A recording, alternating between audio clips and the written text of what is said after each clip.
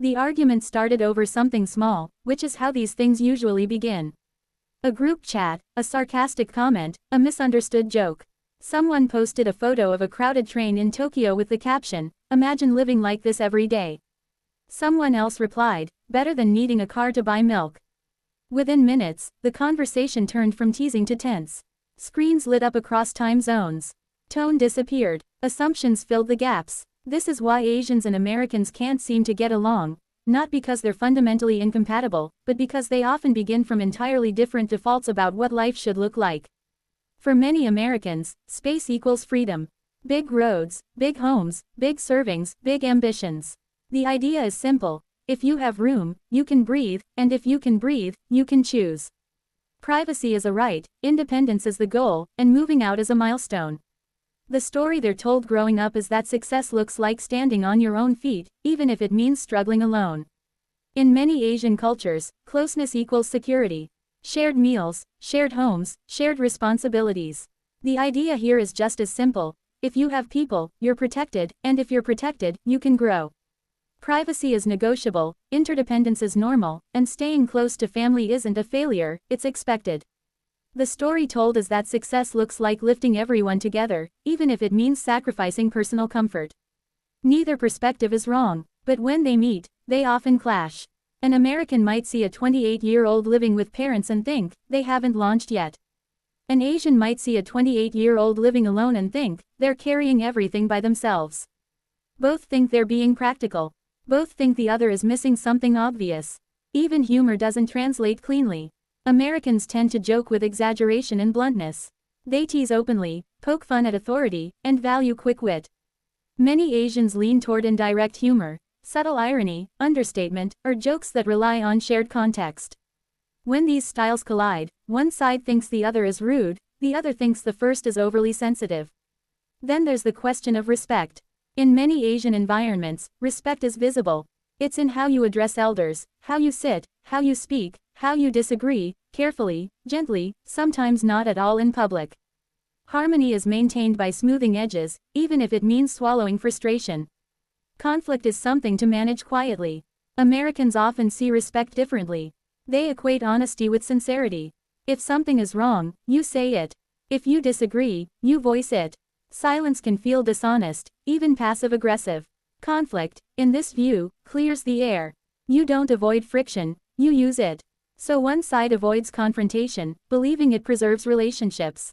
The other confronts directly, believing it strengthens them. Each reads the other's behavior backwards. One sees disrespect, the other sees avoidance. Work culture deepens the divide.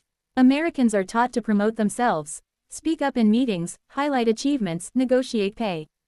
Confidence is currency. Many Asians are taught the opposite. Let your work speak, avoid bragging, respect hierarchy. Humility is currency. When these two styles meet in the same room, Americans may assume quiet equals lack of ideas, while Asians may assume loud equals arrogance. Both are misreading signals. Food even becomes a subtle battleground. One side orders individually, customizing everything. The other orders for the table, sharing everything. One sees freedom of choice, the other sees warmth in sharing. Neither is trying to offend, but the moment still feels awkward.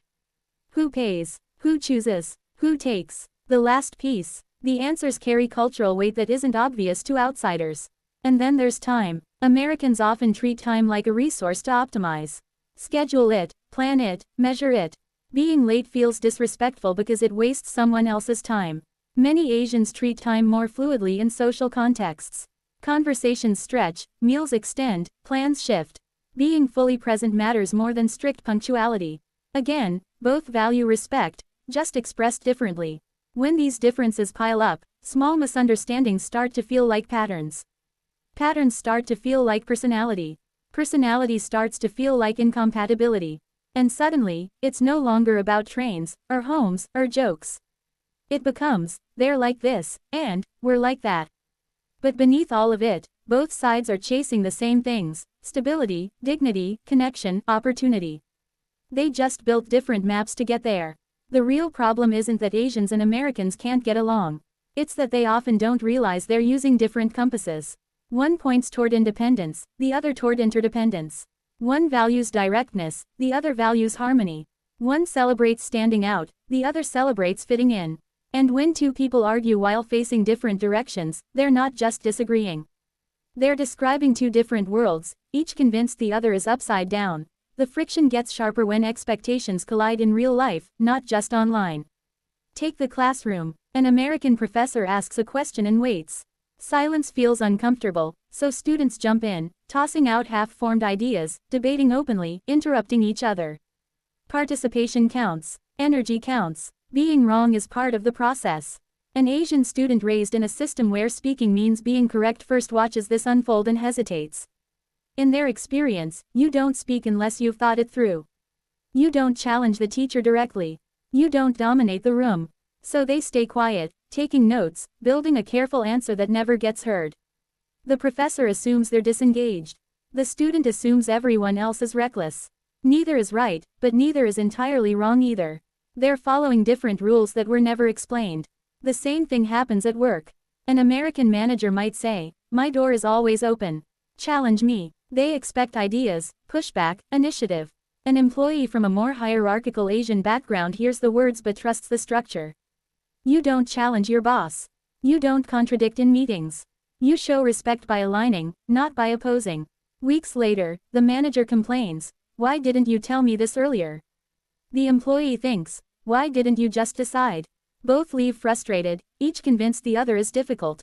Even compliments can misfire. Americans often accept praise directly. "Thanks, I worked hard on it." Confidence is expected. Many Asians deflect praise. "Oh, it was nothing," or, "The team helped." Humility is expected. When an American hears deflection, it can sound like insecurity. When an Asian hears direct acceptance, it can sound like arrogance. They're both just being polite, by their own standards. Dating magnifies the differences even more. An American might prioritize chemistry, emotional openness, and individual compatibility. They talk about boundaries, independence, personal growth. An Asian perspective may weigh family approval, long-term stability, and shared responsibility more heavily. It's not that romance doesn't matter, it's that romance exists inside a larger structure. So one person says, "It's just us, we decide." The other thinks, "It's never just us." Neither approach is inherently better. But when expectations aren't spoken out loud, misunderstandings pile up fast. One person feels pressured, the other feels unsupported. One thinks love should be enough, the other thinks love needs a foundation. Then there's communication style, the invisible layer underneath everything. Americans often communicate in low-context language. The meaning is in the words. If someone says, "No," it means no. If they say, "Maybe," it means uncertain. Directness is clarity. Many Asian cultures rely more on high-context communication. The meaning is in tone, timing, and implication. Maybe might actually mean no. Silence might mean disagreement. A gentle suggestion might be a strong warning. You're expected to read between the lines. When these two systems meet, confusion is inevitable. One person says, "Maybe," to soften rejection, expecting it to be understood. The other hears, "Maybe," and waits for a follow-up that never comes. Both feel misled. This is where stereotypes start forming. Americans may label Asians as reserved, indirect, overly concerned with hierarchy. Asians may label Americans as loud, individualistic, overly blunt. These labels simplify complex behaviors into personality traits. Once that happens, every interaction reinforces the stereotype. A quiet moment becomes, "They're always like this." A blunt comment becomes, "They're all rude." The nuance disappears. But there's another layer people don't talk about as often: speed of change. American culture tends to embrace rapid shifts, new careers, new cities, new identities. Reinvention is admired. You can pivot at any age and be celebrated for it.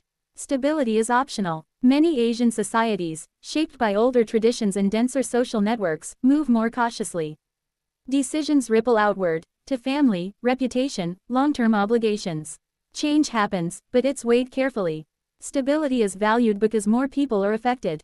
So when an American quits a job to figure things out, they may see courage. An Asian observer may see risk, not just for the individual, but for everyone connected to them. Again, it's not disagreement about the goal. Both want a meaningful life. They just disagree about how much uncertainty is acceptable. Ironically, when Asians and Americans do get along, it's often because they borrow pieces from each other. The American learns patience, indirect listening, awareness of group dynamics. The Asian learns assertiveness, comfort with disagreement, confidence in speaking up. The blend works because it fills gaps on both sides. But getting to that blend requires friction first. Misread signals, awkward pauses, conversations that feel slightly off. So when people say Asians and Americans can't get along, what they're really noticing isn't incompatibility, it's translation failure. Two systems trying to interact without a shared manual. Two styles interpreting the same behavior through different lenses.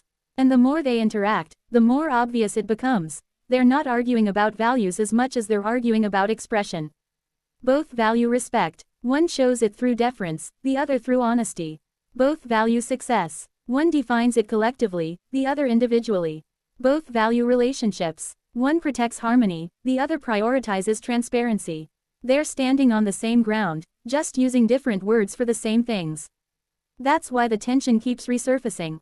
Not because they're opposites, but because they're similar enough to collide, and different enough to misunderstand.